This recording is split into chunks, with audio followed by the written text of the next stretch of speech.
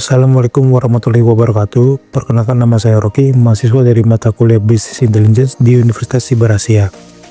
Selamat datang di video pembahasan laporan Indonesian FMCG E-Commerce Report 2013 yang dirilis oleh kompas.co.id. Dalam video ini, saya akan membedah apakah laporan tersebut sudah memenuhi standar Business Intelligence, kaitannya dengan pengolahan Big Data, kelemahan visualisasinya, hingga kemudian interpretasinya. Saya akan membahas 4 poin pertama. Pertama, apakah laporan ini memenuhi syarat sebagai laporan Business Intelligence? Kedua, apakah metode yang digunakan sudah termasuk dalam pengolahan Big Data? 3. Apakah kelemahan visualisasi yang digunakan? Dan yang keempat, apakah laporan ini mudah dipahami dan memberikan insight? Mari dimulai dari pertanyaan pertama. Apakah laporan ini memenuhi persyaratan sebagai laporan Business Intelligence? Jawabannya ya. Laporan ini memenuhi beberapa kriteria penting, misalnya dari segi akurasi data. Kompas.co.id menggunakan metode online crawling dari ketiga platform e-commerce utama, yaitu Shopee, Tokopedia, dan Blibli.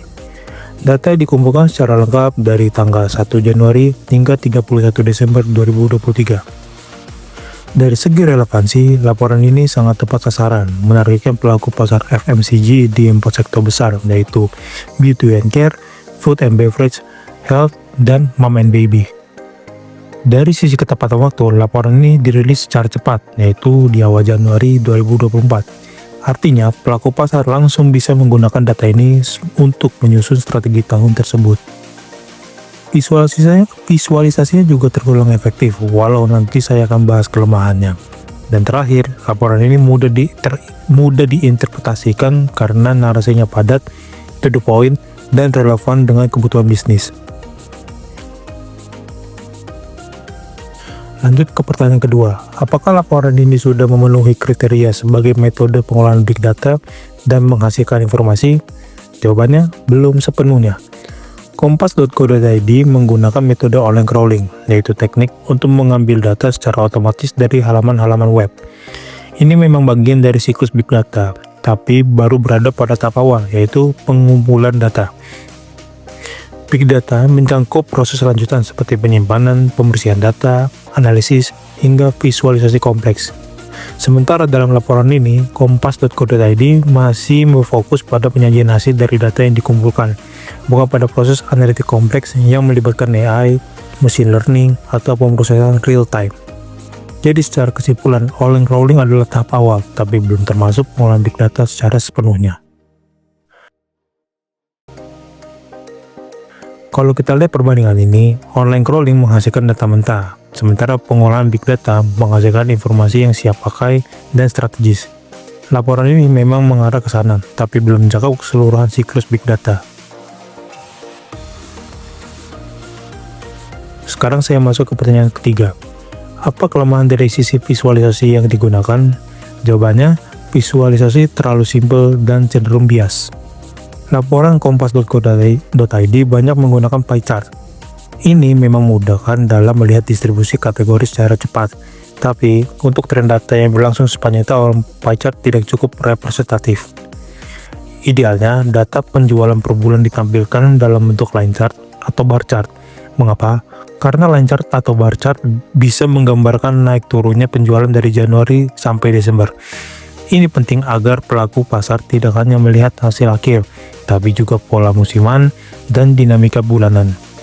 Pie chart cenderung menunjukkan tren positif pada akhir tahun, padahal bisa saja ada penurunan di bulan sebelumnya yang perlu dimitigasi. Lanjut ke pertanyaan terakhir. Apakah laporan ini mudah dipahami dan memberikan insight? Jawabannya adalah ya. Dari segi narasi, Kompas menyusun laporan ini dengan gaya bahasa yang ringkas dan fokus. Ini sangat membantu pelaku bisnis yang tidak punya waktu membaca laporan yang terlalu teknis atau panjang lebar. Namun, akan lebih baik jika kompas.co.id menyajikan grafik tambahan dari hasil data mentah mereka.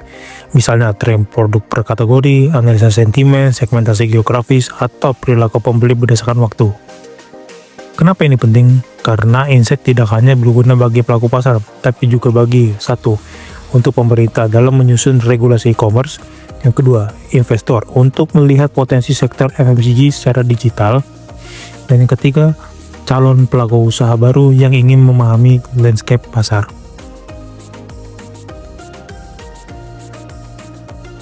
Kesimpulan dari video ini, yang pertama adalah laporan ini telah memenuhi syarat business intelligence, namun belum termasuk pengolahan big data karena baru di tahap pengumpulan data. Yang kedua, visualisasi masih perlu ditingkatkan untuk menyampaikan tren secara lebih lengkap.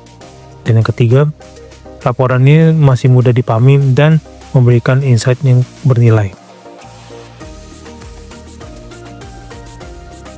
Rekomendasi saya untuk kompas.co.id dan pelaku bisnis. Yang pertama, tambahan line chart bulanan untuk tren data. Yang kedua, gunakan dashboard interaktif untuk analisa lanjutan. Yang ketiga, segmentasikan data berdasarkan waktu, wilayah, dan kategori. Dan yang keempat, bangun kolaborasi dengan pemerintah dan investor untuk pemanfaatan data yang lebih luas. Terima kasih telah menyaksikan video ini sampai akhir. Semoga analisa ini membantu Anda memahami laporan FMCG e-commerce lebih dalam dan bisa digunakan untuk membuat keputusan yang lebih cerdas. Wassalamualaikum warahmatullahi wabarakatuh.